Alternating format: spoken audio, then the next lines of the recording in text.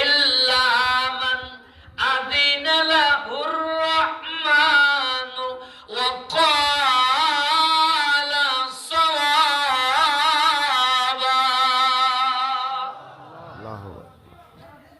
আল্লাহ বলেন ইয়াউমা ইয়াকুমুর রূহ, এখানে রূহের অর্থ দুইটা। এক নম্বর অর্থ তাফসীরে মাজহারির বর্ণনা অনুযায়ী রাসূল বলেন, আব্দুল্লাহ ইবনে আব্বাস বলেন, এখানে রূহ দ্বারা রূহুল কুদুস জিবরিল আমিনকে উদ্দেশ্য। কিন্তু তাফসীরের জনক যাকে বলা হয় স্বয়ং আব্বাস রাদিয়াল্লাহু তাআলা বলেন মোটেই না, কেননা রূহের পরে মালায়েকা শব্দ উল্লেখ আছে। কথা বুঝেন নাই? রূহের পরে কি আছে? মালায়েকা উল্লেখ আছে। আর জিবরিল যদি মালায়েকা হয় তাহলে জিবরাইল তো পরের শব্দের অন্তর্ভুক্ত হয়ে যায়।